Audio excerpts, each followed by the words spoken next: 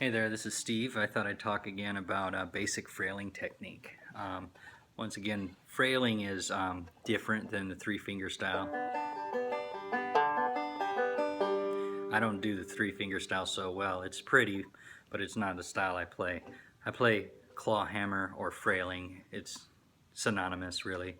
The clawhammer technique is, they call it clawhammer because you take your hand in the shape of a claw and you're going up and down like it's a hammer.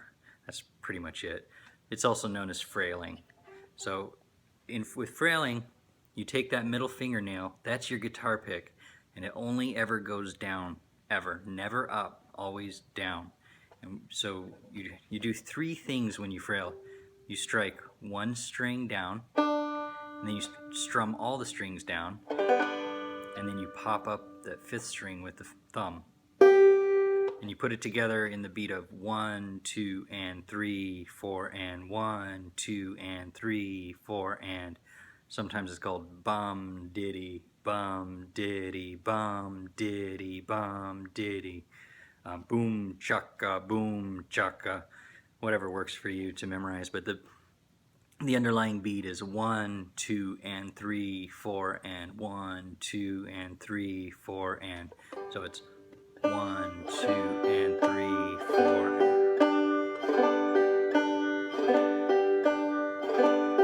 Now I'll take it from this angle so you can see better. I'm striking down, strumming.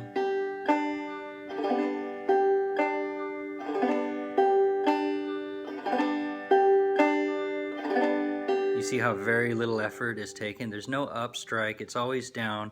It's just that thumb catches on the half beat, making it sound like I'm doing an up strike. And if you look at it when I'm striking, it almost coincides when you're watching the videos. It looks like my hand's going up and catching the string. It's not. Always down. See, that looks like I'm going up. So if you watch the videos, a lot of people think that's an upstroke. It's not. It's the thumb going down like that. So it's strike, strike, strum, thumb.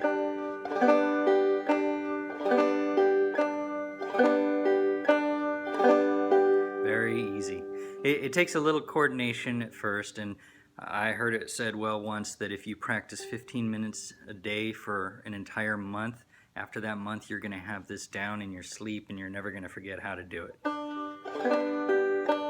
The trick is to practice the correct technique, otherwise you'll be practicing a different technique, which can sound good, but it's not frailing banjo.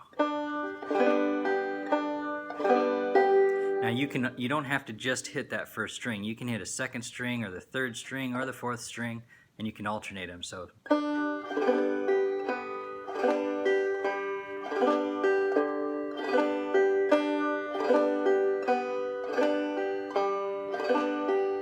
and you can alternate them.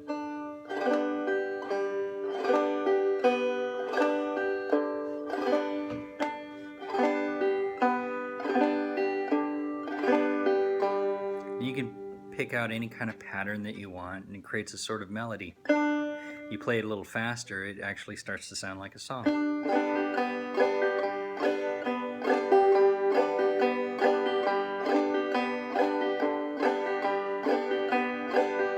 You notice I'm not doing anything with this hand because the banjo is tuned in open G here.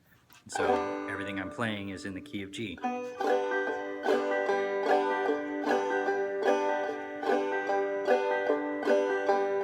going to slow that down again just so you can see.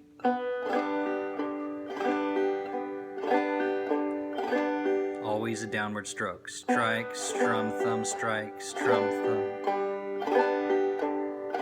And I like to alternate usually between two strings. First string, second string. First, second, first, second. If you speed that up,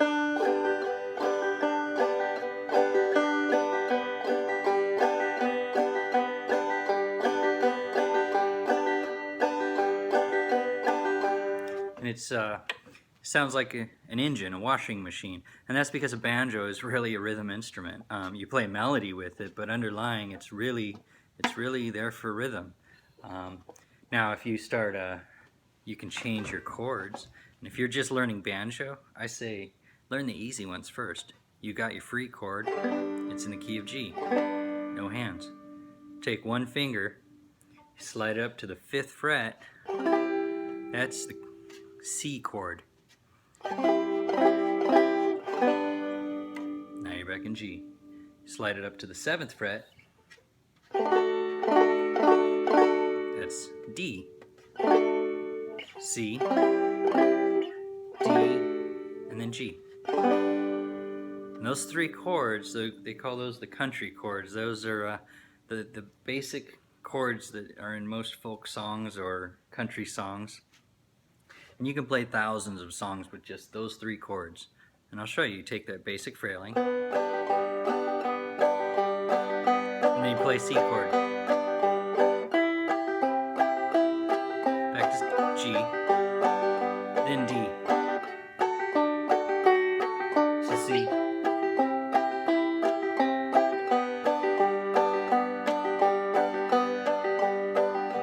You can get a little more fancy.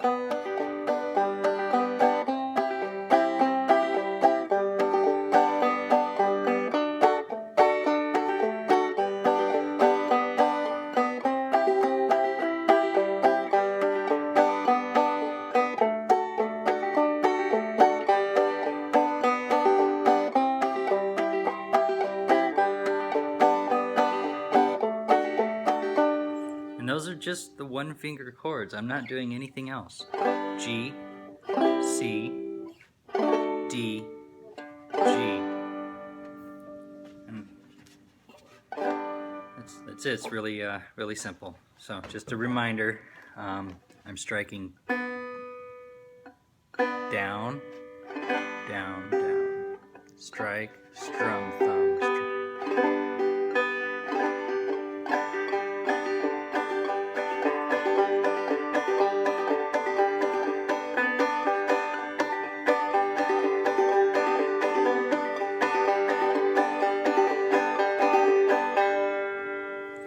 Just practice a consistent rhythm, get your timing right, and then speed it up so you start strikes.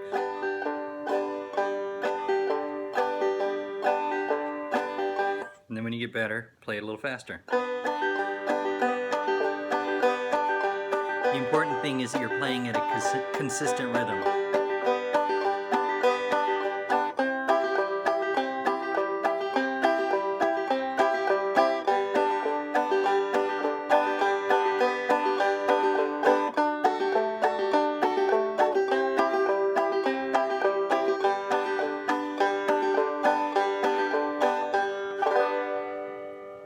Hope that helps you out. I'll try to make some more videos and talk about all the fancy dynamics and stuff, but it all builds off that basic Frailing. That's the first thing if you're playing old-time banjo. Get that down before you start really messing around with all the different chord shapes and all the different dynamics, because that's your foundation. It's a very simple foundation, and but it gives you a lot of flexibility, and there's lots of ways to bend those rules once you get the foundation to create a large variety of music. Anyway, I hope that helps.